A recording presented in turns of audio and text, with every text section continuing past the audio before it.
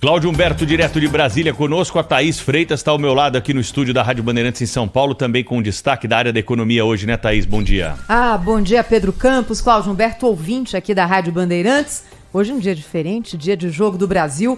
Já vamos falar de futebol, fiquem calmos. Mas eu quero falar a respeito do PIB trimestral que foi divulgado ontem, com números aqui que exibem a possibilidade da gente enxergar o copo meio cheio ou meio vazio, como quase tudo na vida, não é? O PIB do terceiro trimestre de 2022 foi divulgado ontem pelo IBGE e cresceu 0,4% na comparação com o trimestre anterior.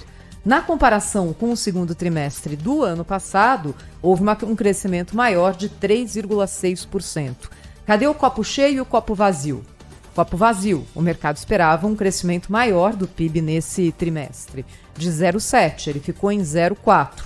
Copo cheio, é o maior patamar do PIB brasileiro desde a série histórica iniciada lá em 1996. Copo cheio também, quinta taxa positiva do indicador que mede a produção geral da economia brasileira.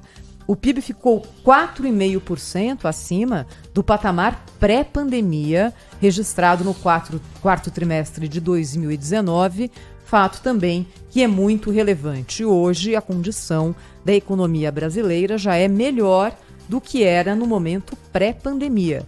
Ou seja, a gente recuperou com algum ganho tudo isso que aconteceu e envolveu a Covid-19.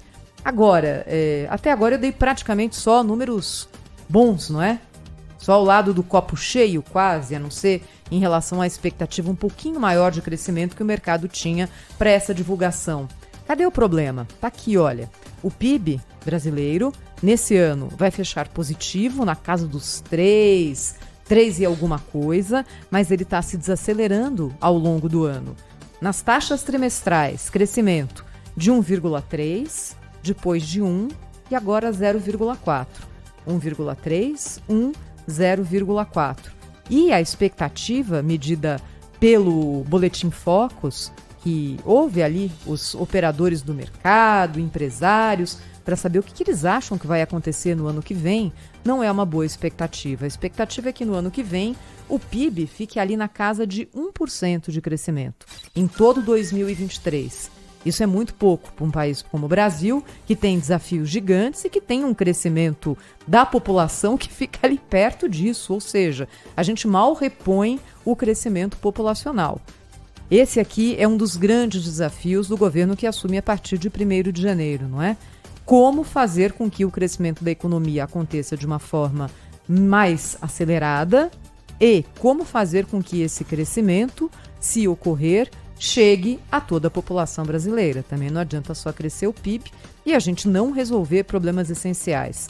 Então, o governo que assume a partir de 1º de janeiro tem esse enorme desafio. Pega o país numa condição difícil? Em termos. Me parece que Lula 3 pega o Brasil numa condição, em alguns indicadores, melhor do que Lula 1. Em outros, pior. Por exemplo, em relação a controle de inflação hoje, o Brasil está numa situação mais confortável do que outros países desenvolvidos. Europa e Estados Unidos têm inflação muito mais alta que o Brasil. Juros aqui estão muito altos. Dívida pública é uma questão eterna no Brasil e continua sendo. O desemprego tem caído, mas a massa salarial não tem acompanhado essa queda do índice de desemprego. As pessoas estão trabalhando mais, mas os salários não estão crescendo nessa proporção.